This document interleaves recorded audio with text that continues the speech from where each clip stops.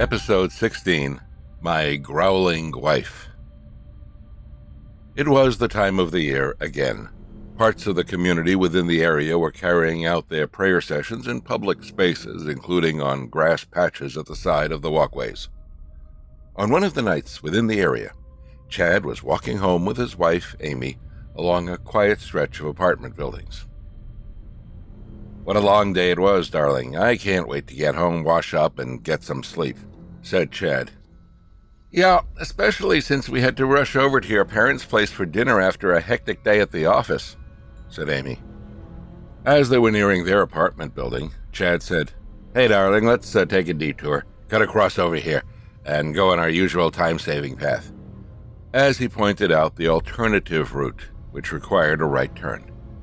"I don't think that's a good idea. Usually it's okay, but you know it's that time of the year, right? We should be more careful about where we step on," said Amy. "Nah, I don't believe in such things. It's not as though we're trashing the site. If we accidentally stepped on any prayer objects, I'm sure we'll be forgiven. It's not like we did it on purpose," said Chad. Hesitantly, Amy eventually agreed, as she too wanted to reach home quick. The couple went through the grass patch that was dark and was partially lit from a dim ray of light coming from the lamp pole from a distance. Not seeing any prayer objects on the grass patch, the couple walked quickly across. Within a couple of minutes, they were at the end of the grass patch and arrived at the pavement that led to their apartment building. Upon reaching their apartment, Chad immediately reached out for his pajamas from his closet and entered the shower. All Chad thought about was to quickly settle in so that he could go to bed. Chad didn't notice what Amy did as they entered the apartment and only briefly saw her slowly walking in, taking much slower strides than him. 10 minutes later, Chad got out of the shower and saw Amy seated on the bed, still wearing her office clothes. Although slightly annoyed, as he hated it when someone wears outdoor clothes and sits on the bed, Chad didn't say anything, as he thought that Amy was probably too tired. Chad went across the room to his closet to prepare his work clothes for the following day. As Chad was still facing his closet, he said to Amy, "Oh yeah, darling, what time will you end work tomorrow?" "I'll end at 6 p.m., so if you end at 6 as well, I can pick you up and we can go to this new restaurant near your workplace that I heard about," asked Chad. After a couple of seconds of not hearing any response from Amy, Chad turned around to look at her. Amy was still seated on the bed, quiet, staring at the TV in front of her, with a blank expression on her face. Thinking that Amy was just too focused watching TV, Chad asked again, "Darling, hello? Did you hear what I said just now?" while looking right at her. Still, there was no reply from Amy, with no reaction whatsoever. She sat there with eyes staring blankly into the TV. There wasn't any sign of response. No head turns or slight nods of acknowledgement. Seeing that something felt off, Chad quickly wore his pajamas, sat on the bed, and slid over towards his wife. With one hand placed on her shoulder, Chad tapped Amy's shoulder as though trying to wake her up. Suddenly, Amy reacted as though she just woke up in a state of shock and looked at Chad. "Huh? What is it, hon? Did you call me?" asked Chad's wife. Giving a puzzled look, Chad asked, "Are you okay, darling? You must have been daydreaming so deep that you didn't even hear me." "Yeah, I guess so. I thought I was watching TV for a while. Maybe I dozed off for a bit," said Chad's wife. Chad then asked Amy again about the following day's dinner plans. Amy agreed, and Chad went to the kitchen to make his nightly cup of tea that he drinks before going to bed. While making his tea, Chad was still thinking about what went on in the bedroom earlier, as it seemed really odd. Amy looked to be fully focused on the TV, but reacted as though someone who was woken up from their sleep when Chad tapped on her shoulders. Chad thought to himself, "How could my wife have fallen asleep but her eyes were wide open. Or maybe she experienced one of those things that happened where someone is so tired that they fell asleep with their eyes open. Oh well, I guess she really just needs to get some sleep. Chad walked back to the bedroom, and as he stood outside the room door, Chad still saw Amy seated in the same position as before he left the room.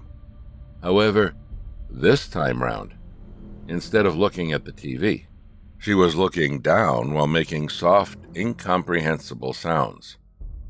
Chad went into the room, closed the door, and placed his tea at the edge of the bedroom's TV console.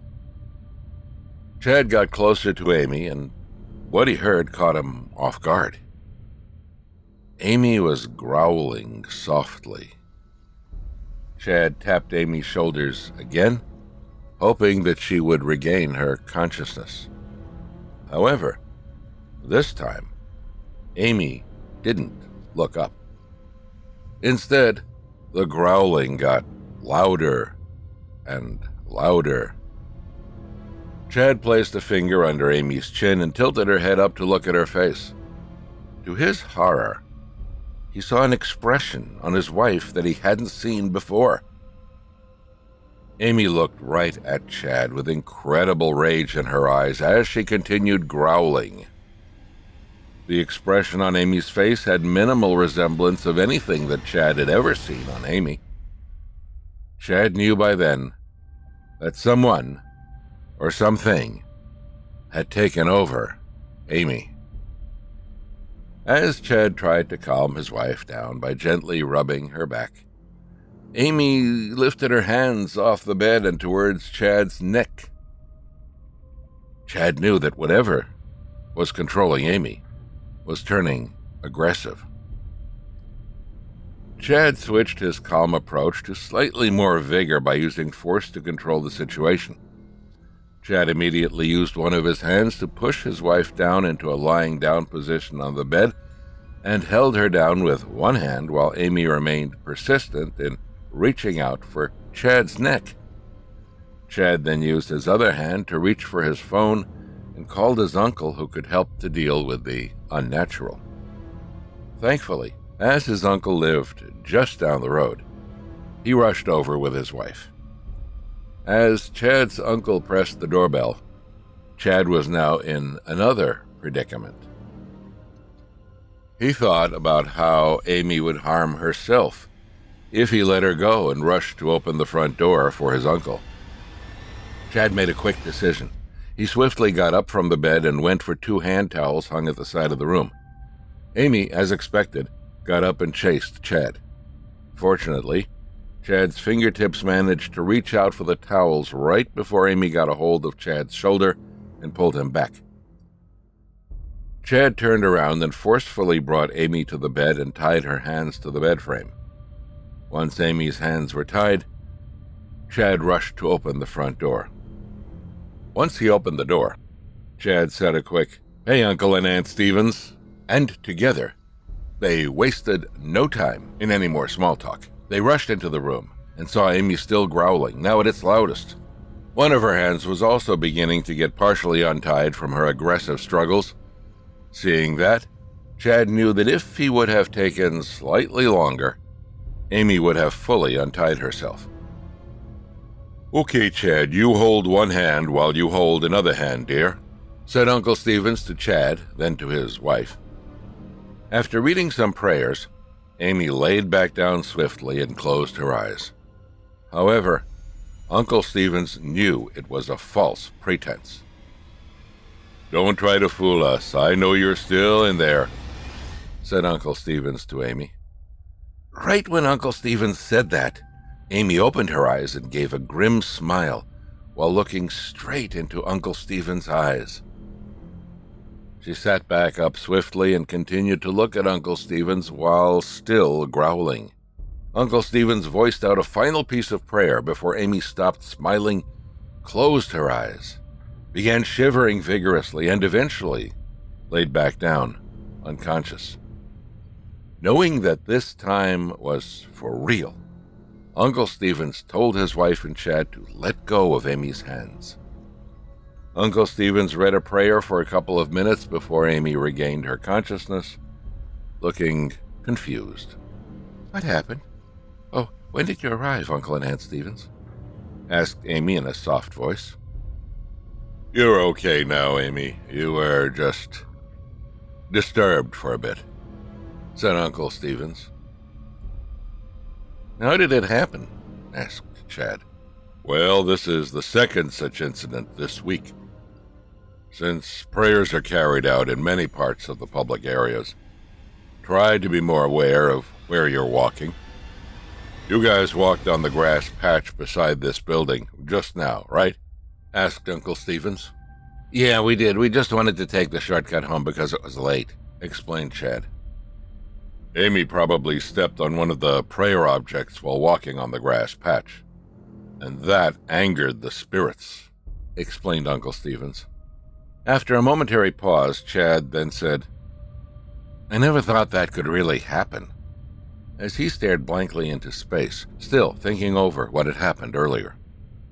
It can, Chad, especially when it's angered. You guys have to be more careful from now on, especially this month. It's okay to take the slightly longer route. At least you will avoid such troubles. It could have been worse. Amy could have harmed herself if you didn't notice and had fallen asleep before the problem began, said Uncle Stevens.